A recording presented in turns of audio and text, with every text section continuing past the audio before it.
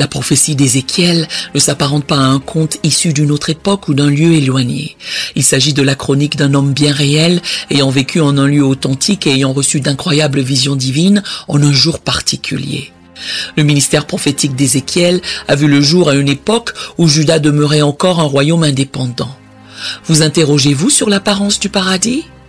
Ce serait une expérience inédite que de franchir le seuil de la salle du trône de Dieu et d'observer les activités s'y déroulant. Le message de l'Éternel fut expressément transmis au sacrificateur Ézéchiel. Non seulement cette parole lui a été délivrée, mais elle a été de manière remarquable. Le prénom Ézéchiel peut être traduit par la force de Dieu. Ézéchiel 1, verset 4. Je regardais, et voici il vint du septentrion un vent impétueux, une grosse nuée et une gerbe de feu qui répandait de tous côtés, une lumière éclatante, au centre de laquelle brillait comme de l'airain poli sortant du milieu du feu. Au commencement, Ézéchiel a remarqué un tourbillon impétueux surgissant du nord, avant d'apercevoir 4 créatures vivantes, chacune pourvue de 4 visages, lion, bœuf, aigle, homme, de 4 ailes, de pieds droits et de mains cachées sous leurs ailes. Chaque créature incarne les attributs de Dieu manifestés dans la création, sa majesté, sa puissance, sa vélocité et sa sagesse. Le Seigneur resplendissant de gloire trônait au-dessus de l'étendue. Près de chaque créature vivante se tenait une roue, ou plus précisément une roue à l'intérieur d'une autre. Cette vision éblouissante de la gloire de Dieu a marqué l'entrée d'Ézéchiel dans un ministère prophétique. Nous y discernons des similitudes avec Jean dans Apocalypse. Cependant, comparativement, Ézéchiel offre une description bien plus minutieuse des 4 créatures vivantes. Ézéchiel 1, 5 à 9. Au centre encore apparaissaient 4 animaux dont l'aspect avait une ressemblance humaine. Chacun d'eux avait 4 faces et chacun avait 4 ailes. Leurs pieds étaient droits et la plante de leurs pieds était comme celle du pied d'un veau. Ils étincelaient comme de l'airain poli. Ils avaient des mains d'homme sous les ailes à leurs 4 côtés. Et tous les 4 avaient leurs faces et leurs ailes. Leurs ailes étaient jointes l'une à l'autre. Ils ne se tournaient point en marchant, mais chacun marchait droit devant soi. On peut également trouver ces 4 êtres vivants dans Apocalypse 4, versets 6 à 9. Il y a encore devant le trône comme une mer de verre semblable à du cristal. Au milieu du trône et autour du trône, il y a 4 êtres vivants remplis d'yeux devant et derrière. Le premier être vivant est semblable à un lion, le second être vivant est semblable à un veau, le troisième être vivant a la face d'un homme et le 4e être vivant est semblable à un aigle qui vole. Les 4 êtres vivants ont chacun 6 ailes et ils sont remplis d'yeux tout autour et au-dedans. Ils ne cessent de dire jour et nuit, Saint, Saint, Saint est le Seigneur Dieu, le Tout-Puissant, qui était, qui est et qui vient. Qu'on les êtres vivants rendent gloire et honneur et action de grâce à celui qui est assis sur le trône, à celui qui vit au siècle des siècles. Aucun indice ne suggère que ces êtres soient des figures allégoriques dans le texte qui les dépeint. Au contraire, ils sont présentés comme des êtres concrets. Les 4 créatures vivantes, littéralement des êtres, constituent un ordre particulier et supérieur d'entités angéliques ou de chérubins. Leur proximité avec le trône de Dieu l'atteste clairement. Ézéchiel 1, versets 12 à 20 suggère qu'ils se meuvent constamment autour du trône. Ézéchiel 1, 12 à 20. Chacun marchait droit devant soi, ils allaient où l'esprit les poussait à aller, et ils ne se tournaient point dans leur marche. L'aspect de ces animaux ressemblait à des charbons de feu, c'était comme l'aspect des flambeaux, et ce feu circulait entre les animaux. Ils jetaient une lumière éclatante et il en sortait des éclairs. Et les animaux couraient et revenaient comme la foudre. Je regardais ces animaux et voici il y avait une roue sur la terre, près des animaux, devant leurs 4 faces. À leur aspect et à leur structure, ces roues semblaient être en chrysolite et toutes les 4 avaient la même forme. Leur aspect et leur structure étaient tels que chaque roue paraissait être au milieu d'une autre roue. En cheminant, elles allaient de leurs 4 côtés et elles ne se tournaient point dans leur marche. Elles avaient une circonférence et une hauteur effrayantes. Et à leur circonférence, les 4 roues étaient remplies d'yeux tout autour. Quand les animaux marchaient, les roues cheminaient à leurs côtés. Et quand les animaux s'élevaient de terre, les roues s'élevaient aussi. Ils allaient où l'esprit les poussait à aller et les roues s'élevaient avec eux car l'esprit des animaux était dans les roues. Apocalypse 5, versets 6 à 14, décrit les rôles ou les responsabilités de ces 4 êtres vivants. Ils se prosternent devant l'agneau qui est Jésus-Christ et lui rendent le même hommage qu'au Père, attestant ainsi la divinité de Jésus-Christ. Apocalypse 5, versets 6 à 9. Et je vis au milieu du trône et des 4 êtres vivants et au milieu des vieillards, un agneau qui était là comme immolé. Il avait 7 cornes et 7 yeux, qui sont les 7 esprits de Dieu envoyés par toute la terre. Il vint et il prit le livre de la main droite de celui qui était assis sur le trône. Quand il eut pris le livre, les 4 êtres vivants et les 24 vieillards se prosternèrent devant l'agneau, tenant chacun une harpe et des coupes d'or remplies de parfums, qui sont les prières des saints. Et ils chantaient un cantique nouveau en disant « Tu es digne de prendre le livre et d'en ouvrir les sceaux, car tu as été immolé, tu as été racheté pour Dieu par ton sang des hommes de toute tribu, de toute langue, de tout peuple et de toute nation. » Ils tiennent des harpes et des coupes d'or remplies d'encens, représentant les prières des saints, et sont entourés de 24 vieillards. Dans l'Ancien Testament, les harpes sont fréquemment associées à l'adoration. Elles sont également liées à la prophétie. Le but des 4 créatures vivantes est de proclamer la sainteté de Dieu et d'inciter à son culte et à son adoration. De plus, ces 4 êtres jouent un rôle dans l'exécution du jugement de Dieu d'une façon ou d'une autre. Ils représentent un ordre élevé d'anges dont le rôle principal est l'adoration.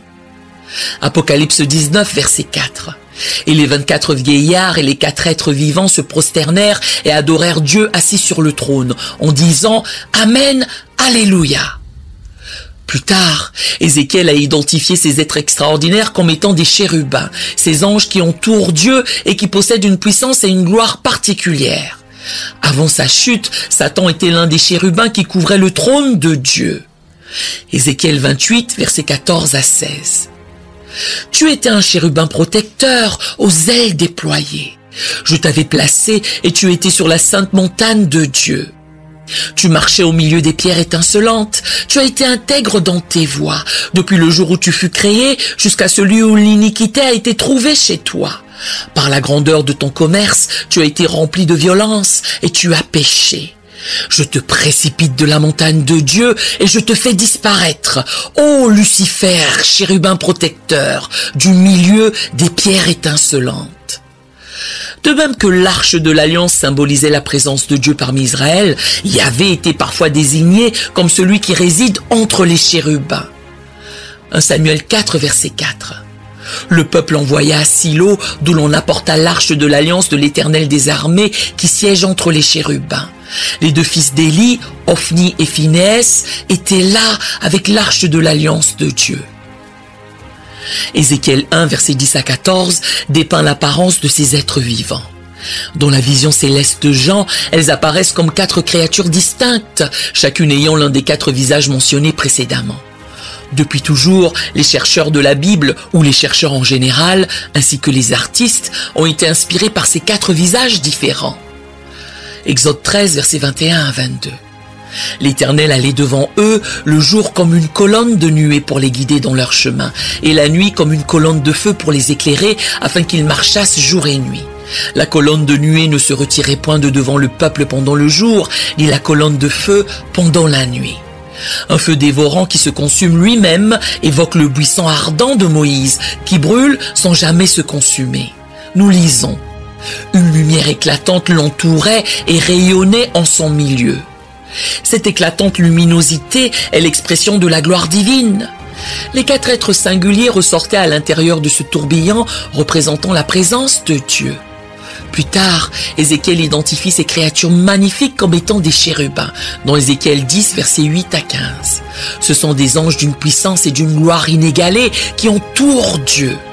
Les chérubins font leur première apparition dans le jardin d'Éden, où ils sont chargés de garder le chemin menant à l'arbre de vie avec une épée flamboyante. Genèse 3, verset 24. C'est ainsi qu'il chassa Adam et il mit à l'orient au jardin d'Éden les chérubins qui agitent une épée flamboyante pour garder le chemin de l'arbre de vie. Ces êtres avaient une apparence humaine. Ézéchiel a précisé qu'il ne s'agissait pas d'hommes, mais d'êtres angéliques. Cependant, ils ressemblaient à l'homme par leur forme et leur structure générale, comme le démontre la description qui suit, sans pour autant ressembler à aucun être terrestre. Les représentations artistiques des chérubins, commandées pour le temple du tabernacle et l'arche de l'Alliance, mettent l'accent sur leurs ailes, comme nous le voyons dans Exode 25, verset 20. Quelles leçons pouvons-nous donc tirer de ces images vivantes de la salle du trône de Dieu ? Tout d'abord, il nous faut contempler le Seigneur dans sa grandeur, être ébloui par sa gloire, comprendre ce qu'il attend de son peuple, puisqu'il est le Dieu tout-puissant. Il exige de nous la soumission, un cœur qui tremble devant sa parole et qui aspire à l'obéissance. Deuxièmement, nous devons appréhender la grandeur de Dieu. Celui qui cherche à assimiler ou à partager ce chapitre ne doit pas se perdre dans les détails de la plupart de ces aspects, aussi importants soient-ils, pour comprendre les détails des portraits de Jean. Il faut plutôt replacer tous les détails présentés dans leur contexte de l'Ancien Testament, dans la perspective plus large de leur fonction, qui est de révéler la grandeur de la cour divine, et donc sa propre grandeur.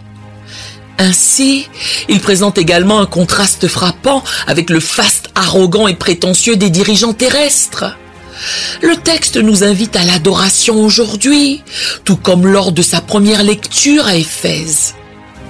Il nous invite également à renoncer à la crainte de la grandeur humaine, qui pâlit devant la majesté du Dieu éternel avec qui nous avons tissé des liens intimes. Troisièmement, nous devons savoir que c'est Dieu qui commande. Les chapitres 4 et 5 décrivent le jugement de Dieu sur le monde. Ils nous plongent dans une perspective céleste et nous rappellent qui est au pouvoir ici sur terre. Il nous faut adorer Dieu comme il se doit et lui permettre de nous faire vivre les expériences qu'il estime appropriées. La gloire de Dieu est l'objectif principal de la révélation que Jean reçoit. Même les jugements auxquels il assistera sous peu glorifieront Dieu et révéleront son œuvre. Au lieu de combler notre curiosité pour l'avenir, cette révélation aspire à nous instruire sur la magnificence divine. Nous aimerions vous donner l'opportunité de faire de Jésus le Seigneur de votre vie. Voulez-vous bien prier avec moi? Dites: Seigneur Jésus, je me repens de mes péchés. Viens dans mon cœur. Je fais de toi mon Seigneur et Sauveur. Et merci Seigneur pour le baptême du Saint-Esprit en moi. Dans le nom de Jésus. Par cette simple prière, nous croyons que le Saint-Esprit vous conduit sur le chemin de la nouvelle naissance. Allez dans une bonne église qui est basée sur la Bible, donnez à Dieu la première place. Nous espérons de tout cœur que ce message vous encouragera. Si vous connaissez quelqu'un qui puisse être encouragé, s'il vous plaît, envoyez-le lui. Édifions le corps de Christ ensemble. Nous publions régulièrement des messages, des shorts et des prières. Appuyez sur la cloche des notifications pour vous le rappeler. Merci infiniment de nous soutenir en vous abonnant à notre chaîne. Que Dieu vous bénisse merveilleusement.